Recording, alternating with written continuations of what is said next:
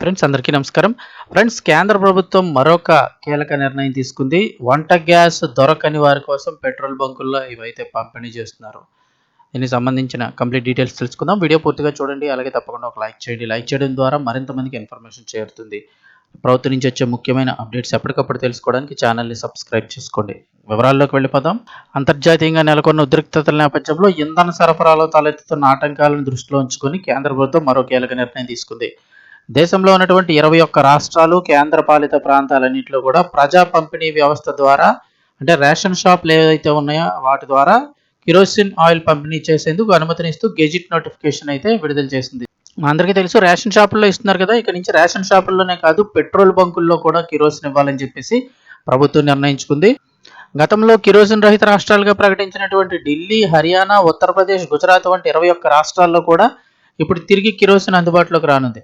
పంపిణీని వేగవంతం చేసేందుకు కేవలం రేషన్ షాపులకే పరిమితం కాకుండా ప్రతి జిల్లాలో ఎంపిక చేసినటువంటి 2 పెట్రోల్ బంకుల ద్వారా అంటే రేషన్ షాపులతో పాటుగా ప్రతి జిల్లాలో ఎంపిక చేసిన 2 పెట్రోల్ బంకుల ద్వారా కిరోసిన్ విక్రయించేందుకు అనుమతినిచ్చారు.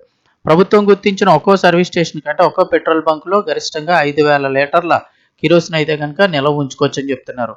సో ఎంపిక చేసిన పెట్రోల్ బంకుల్లో ఈ కిరోసిన్ అయితే లభ్యమవుతుంది.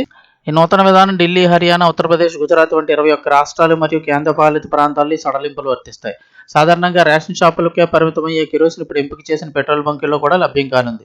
గ్యాస్ సిలిండర్ కొరత భయాల నేపథ్యంలో తక్కువ ఆదాయ వర్గాలకు అలాగే గ్రామీణ ప్రాంత ప్రజలకు కిరోసిన్ ఒక ప్రత్యామ్నాయ ఇంధనంగా అందుబాటులోకి ఉంచడమే దీని ప్రధాన లక్ష్యం అంటున్నారు.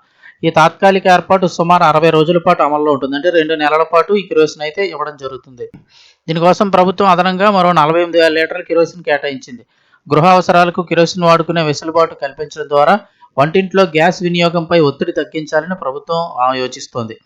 అయితే కాలుష్యకారకమైన కిరోసిన్ వాడకాన్ని తగ్గించి పైపుడ్ న్యాచురల్ గ్యాస్ అంటే ఇంటింటికి గ్యాస్ కనెక్షన్స్ పైపుల ద్వారా ఇస్తున్నారు కదా, దానివైపు ప్రజలను మళ్లించాలని లక్ష్యంగా పెట్టుకున్నప్పటికీ యుద్ధం వంటి అత్యవసర పరిస్థితుల్లో సామాన్యులను ఆదుకోవడమే ప్రథమ కర్తవ్యంగా ప్రభుత్వం ఈ చర్యలు చేపట్టిందంటున్నారు. ఒక పక్క పిఎన్జి కనెక్షన్స్ అయితే స్టార్ట్ చేసి ఇస్తున్నారు. అయితే అప్పటి వరకు మరి ఇబ్బంది పడకుండా అందుకు ఒక 60 రోజుల పాటు కొద్దిగా కిరోసిన్ అయితే కనుక పంపిణీ చేస్తున్నారు.